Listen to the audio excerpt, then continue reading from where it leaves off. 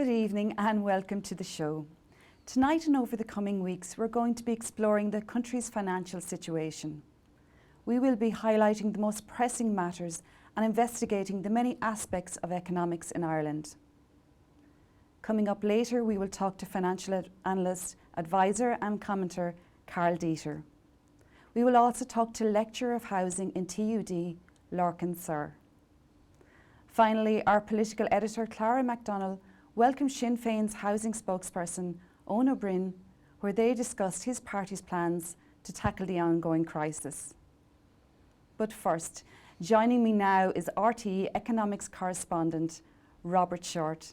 Hi Robert, you're very welcome to the show. Thank you.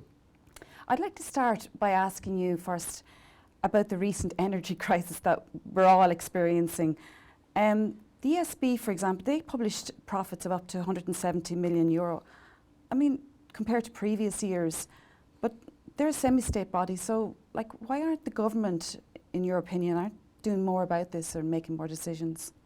Well, I suppose the first thing to say is that the electricity market was privatised many years ago now, so the ESB works within that market, and the government doesn't have a direct control over prices.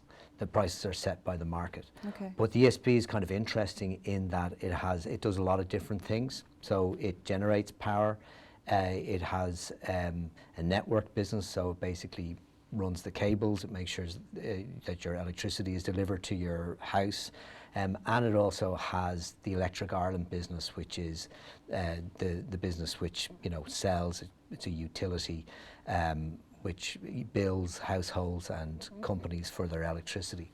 I suppose just taking a step back and looking at the electricity market, so we've seen, and people have seen, the price of electricity go up by almost 70% in the past 12 months.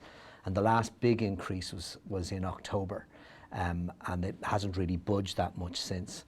And it's basically closely matched by the increase in the price of gas, which is where this all began with the Russian invasion of Ukraine, and the price of gas is up about 95% compared to the last 12 months.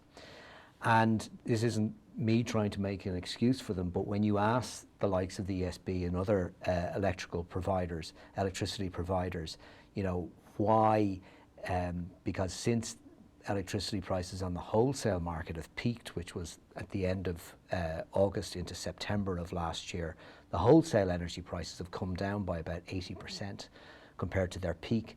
But what the companies say is that they try to buy in advance in order to smooth out the peaks and troughs in the wholesale energy market. So in other words, they say that people wouldn't have experienced all of the increases in electricity prices on the wholesale market. They would have been protected from them slightly. Okay. But that also then when prices start coming down, it's going to take a while for the falls in the wholesale market to translate into falls in the prices that you and me pay in our domestic bills. So that's kind of a background to what's a really complex electricity market.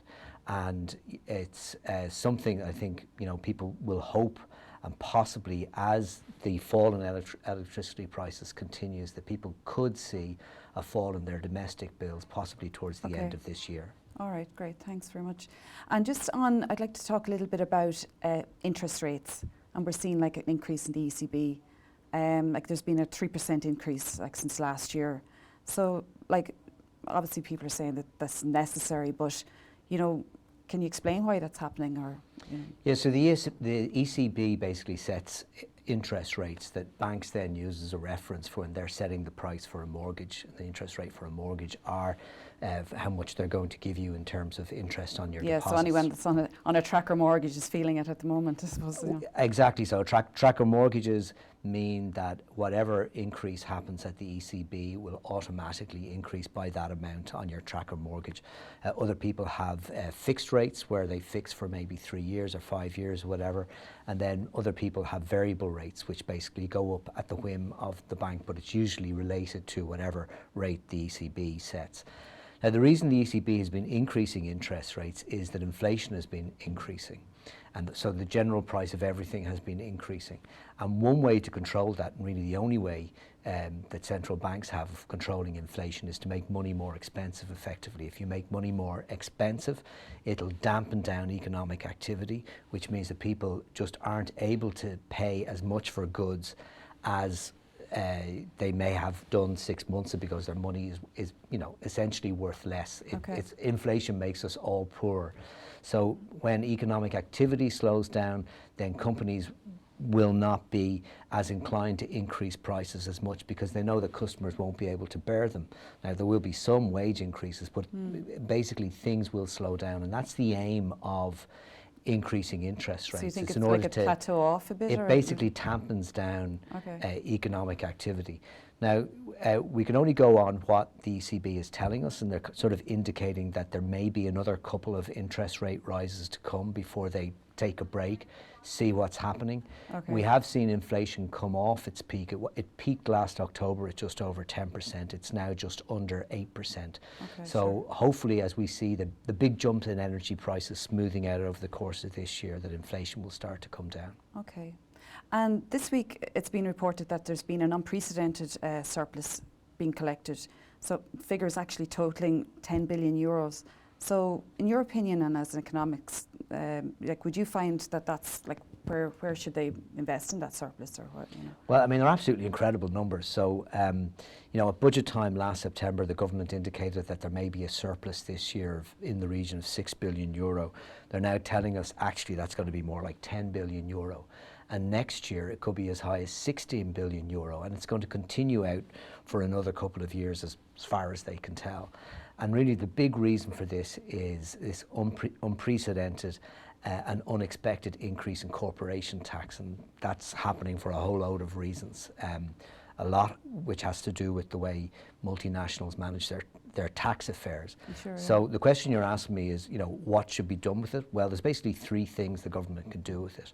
They can either use it to pay down the national debt, and there's about 224 billion euro in the national debt. It took a big jump during COVID as the government borrowed at very low rates, courtesy of the ECB, to pay for all of the supports that were necessary during COVID.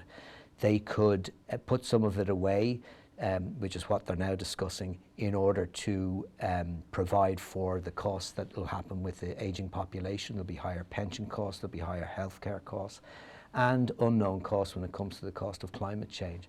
Or the third thing is they could spend it. Now, there's two types of spending that government does: capital spending and current spending. Current spending is the type of spending that they have to do every year. So if they employ doctors and teachers and so on, they're making a commitment to employ those people for their working lives. So that's a cost that's going to recur every year. Capital is once off. So if you've got money that might be a windfall, as they call it, from corporation tax, in other words, we don't know when this is going to run out, we might only get it for a couple of years, then you should probably only spend it on one-off items like capital expenditure in things like housing, which I know you've been discussing on the programme. And that's really where that's what we want to spend it on, isn't it? So thanks very much, Robert. That's all we've got time for this evening. Thanks, Lorraine. So staying on this thread, our correspondent Megan Jordan met with financial analyst, advisor and commentator Carl Dieter. Let's see what he had to say. Carl, thank you so much for joining us. So currently Ireland per capita is considered one of the richest economies in the world. So how is it that our generation will be worse off financially than our parents? There's a couple things happening that are big trends. So if you live in one of the richest countries in the world, it doesn't mean that everyone born into that nation or who comes to that nation is also as rich as the people who have been building their wealth for a long time. Equally, we're at a very great time in human history. People are living longer. They're occupying, greater and greater amounts of social status and wealth all the time. So to compare yourself when you're starting afresh to someone who's been in a career for 40 years is a real big mistake. Equally, where you've got massive gains in longevity, we've got massive gains in the level of health that people have as they age. And if someone has been accruing wealth for 30 or 40 years, you simply can't start off and hope to compete with them. It's just not realistic. So I think we need to remember that there's always going to be bad things happening in the world, but there's way more good things happening. And the speed of those good things slows down when a country gets very wealthy because, you can only gain so much. But in other countries, the gains are massive. You're seeing a year of life expectancy added every year. I mean, if you look at a country like India, 100 years ago, life expectancy was 21 years old. Like that meant that everyone was dying as an infant almost. Ireland, 100 years ago, life expectancy was better than India, but infant mortality was 20%, which meant that 1 in 5 kids died before they reached 5 years old. So you have to put some perspective in stories when people are talking about things being bad. In fact, things are really good, but they're just not maybe as good for everyone. So the question needs to be, how can we make a fair system that gives everyone a decent shot at achievement and gives them an equality of opportunity, as opposed to the kind of equality of outcome, which sometimes the conversation tends to veer towards. So last year, the government failed to build the amount of social housings that they promised by over 1,500. Do you believe that this would have been the case if these houses were for profit? The one good thing about profit is it gets things done. You can say that you're like against capitalism, against profit. Look, say whatever you want, it gets things done. If you look at the history of housing in this country, the state has never been the majority provider or creator of housing, ever. Like that's just not really a thing. So to believe that the state failed is easy because they fail every year. Housing fails every year. Health fails every year. They have budget overruns. So like to look at housing and say it didn't achieve everything we hoped for it to do, we can say the same thing about education, about welfare, about every single societal problem that we have. But the fact is, the undeniable fact is that last year we had a bumper year of housing production. That's a good thing. So focusing in on just one type of housing as if that's the only bit that matters is something that is done by politicians who want to fool people into believing whatever it is that they're selling. And they do sell, they sell political ideology, they sell the idea of vote for me instead of them. It is something that is focused on by people who are specifically in those sectors that are usually funded by government money, to have a grievance with a target that isn't achieved. But for everybody else who isn't in one of those two groups, you've got to say to yourself, we had really good housing output last year. We keep doing that again and again. We solve more problems quicker than we do jumping up and down about just a specific housing type. Like, if people want to talk about social housing, why do they worry so much about 1,500 houses and they don't think about the 120-odd thousand social homes that we have today, where if you get one of those houses today, you have it for life. So you've got thousands of examples of a person living in a 3-bed house that's owned by the state. So it's a state resource, the same as a hospital bed is a state resource. And they just occupy that 3-bed house. They're never asked to move, and the rent is tied to them. So the rent is based on their income, not based on the fact that it's a 3-bed house. That doesn't happen in the real world. So why don't we ever reform that system? And we'd have thousands of new homes for people everywhere if we actually said that the more rooms you occupy, the more you pay. But no one wants to look at that because it's really unpopular, and it comes with a massive downside of telling people, look, I know you've lived here for 20 years, but now that you're living in this house by yourself, we can't continue to let you live in a 3-bed house by yourself for €60 a week. You've got to pay, 150 a week. No one wants to have any of these conversations. Instead, we look at something like the 1,000 houses that weren't built as if that's going to solve anything. Because even if those were built, we'd still have a crisis. So let's be clear. If we fixed what we said we got wrong, we still have a crisis. Why don't we fix what we actually need to fix? Thank you so much for that, Carl. Thank you.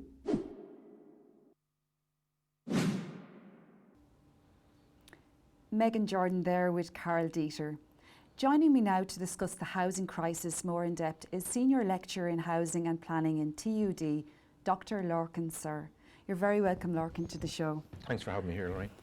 I'd just like to talk firstly about the scale of the housing needed to be built. It's absolutely staggering, with solutions that are extremely underperforming. So what exactly is the problem? Is it overpopulation? Is it too much social housing needed? What's your thoughts on that? Well, I think the roots of the problem go back, the roots of the current problem go back to the early 1990s when we see a strategic withdrawal of the state from providing houses. So up until the early 1980s, the state, in the form of county councils, have been really active in building houses, not just for social houses, but also houses for sale, private houses. Right. My own father bought his house from Kildare County Council in 1970 as a private house. And in the late 1970s, early 80s, they stopped doing that, and then they stopped building social housing effectively in 1990s and start putting everybody who would normally get a social house into the private rental sector. The rental sector burgeons, rents go up, and then we have all that kind of crisis as well. And then we have the Celtic Tiger and the collapse. But so the roots of it are there a long time. There's also an issue of demand. Back in the 70s, the population of the country was 3.1 million. It's now 5.1 million. And at the same time, even though we built a lot of social housing last year, apparently, we've actually halved, our social housing output has halved from the 1970s to now because our population has gone up. So the roots are there a long time, and there's a lot of aspects to it. And the other aspect is the reliance. If the state withdraws from providing housing, well, who's going to do it? And in our case, as in the UK and America, the reliance is hugely on the private sector to do it. And of course, the private sector will only build what the private sector wants to build, what's most profitable for it. So that's usually expensive properties, and not properties that your average low to middle income family who do ordinary jobs can typically afford. So that's a problem when you rely on the private rental sector, that they're not kind of interested in looking after people on ordinary incomes. They want to make the most money they can. That's their business. But unfortunately, we rely on them to provide a lot of our housing solutions.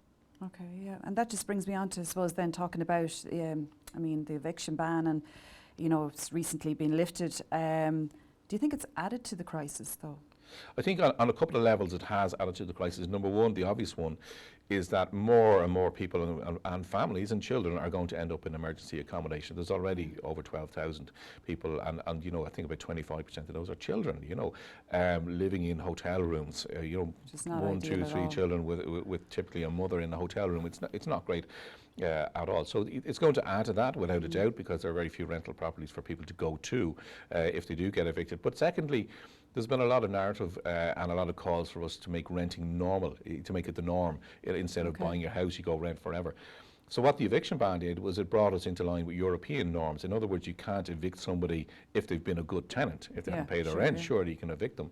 But if they've been a good tenant, you can't evict them. And that's the same as in Europe. But in Ireland, you can. If the landlord's family member wants the property, for example, or the landlord wants the property for themselves, they can evict you even though you've been a brilliant tenant. So what the eviction ban did was bring us into line with Europe. If you're a good tenant, you can't be evicted, only for not paying your rent. And then they got rid of that. So now the no-fault evictions are back in play, and you can be asked to leave through no fault of your own. And I think that's really wrong. It's a backward step. Yeah. So you agree with the lifting of the ban then? Absolutely not. I think it was a wrong thing to do. More people are going to end up in homeless, and we don't have anywhere for them to go. Yeah, unfortunately, yeah. So just then, I suppose it brings me on to the impact then of the crisis, and I suppose on Ireland's economy, going forward. There's worrying reports that companies are reluctant to set up here because of the crisis. So can you tell me a little bit more about that?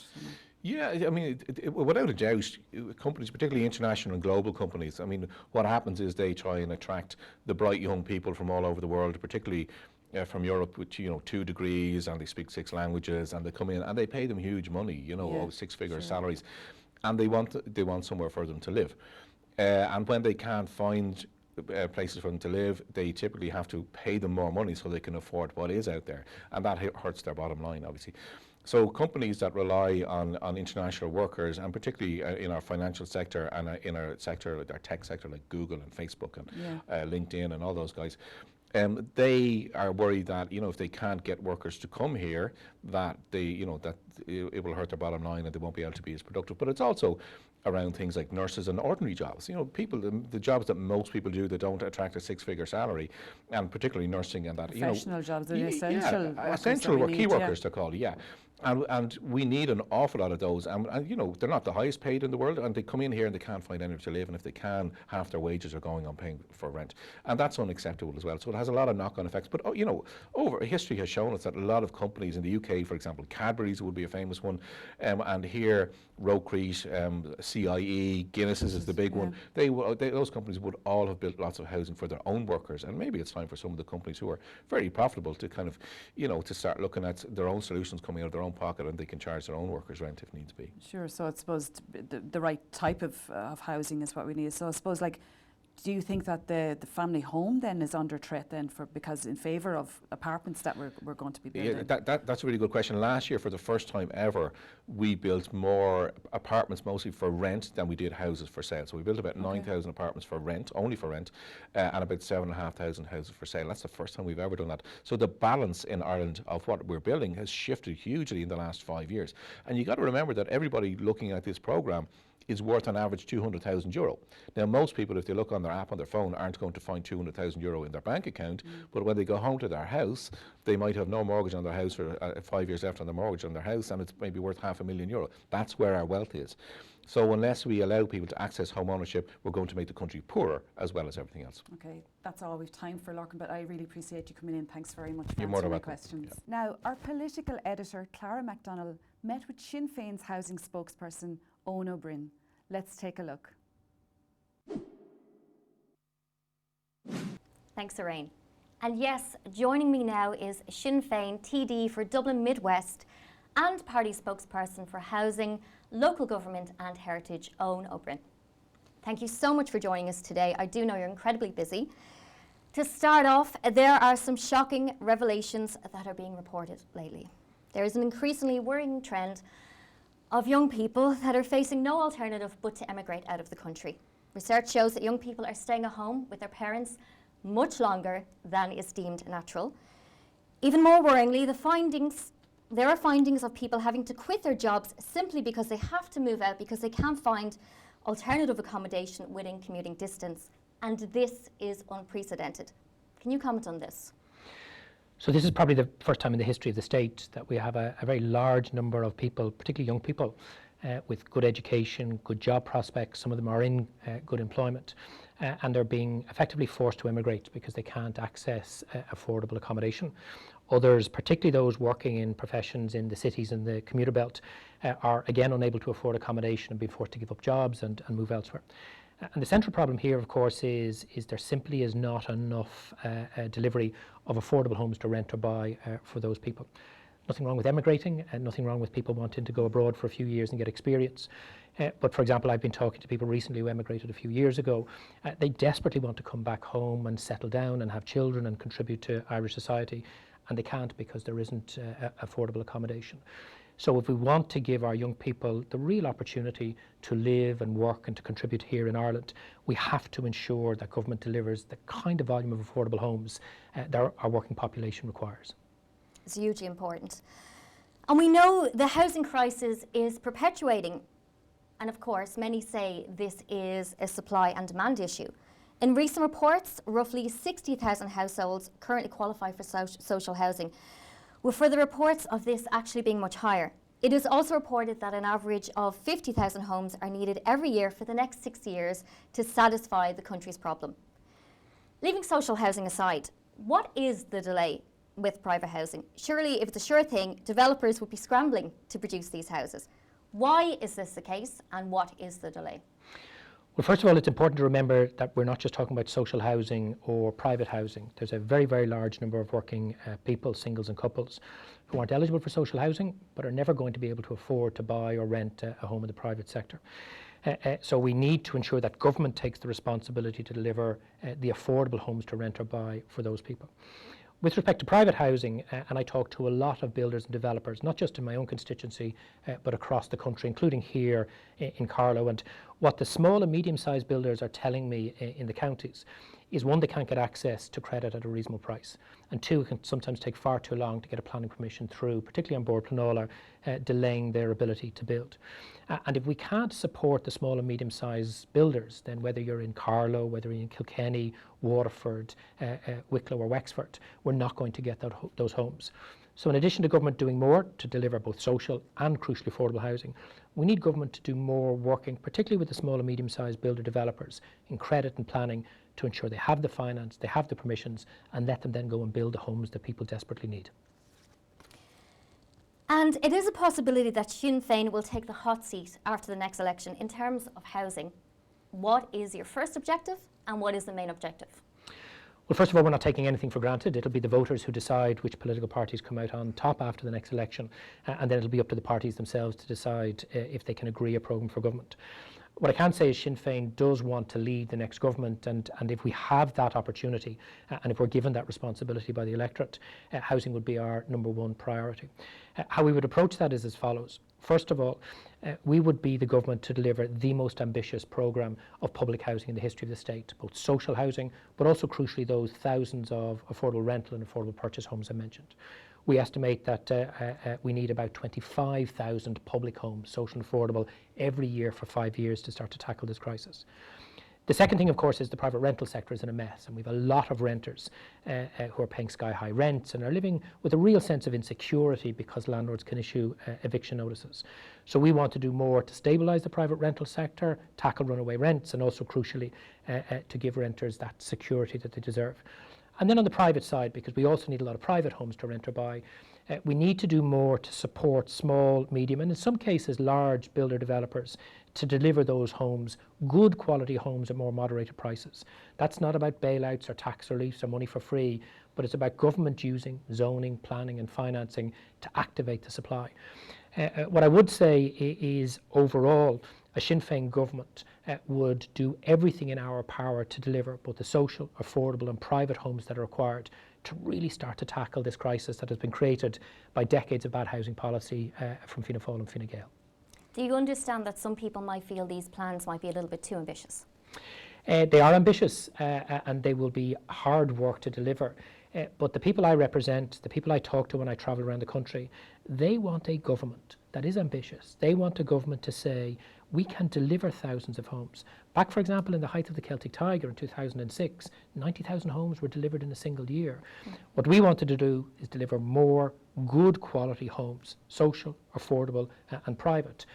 And I think any government that's not ambitious doesn't deserve to be in government. And finally, Owen, because we do have to wrap up soon, so please keep this brief. A lot of people will be wondering, what is your primary source to fund these goals? Well, the first thing to say is there is no shortage of money for government. The current government has an enormous surplus, billions and billions of euros, which it could invest in critical infrastructure, including in housing. Secondly, government can access very significant low-cost finance from the European Investment Bank, from the Housing Finance Agency and some private financial sources. So actually, lack of finance is not the problem right now, it's lack of will. Ireland has the money, we have the land, we have the workers. What we don't have is a government with the ambition and the plan to start to tackle this housing crisis. And if Sinn Féin were in government, we would do everything in our power to be the government that turns this around. Thank you so much, Owen, for your time today. We really appreciate you coming in today. Thank you very much. And a big thank you to Owen O'Brien for coming down and talking to us earlier. That's it for this evening. If you were affected by any issues raised tonight, you can find help through our website or indeed follow us at Raising the Roof or on the hashtag Ireland is Raising the Roof. Join us next week when we'll speak to financial planner and author Owen McGee and discuss implications for first-time buyers. And we talk to Minister for Housing Darragh O'Brien on why his projections haven't been reached. Good night.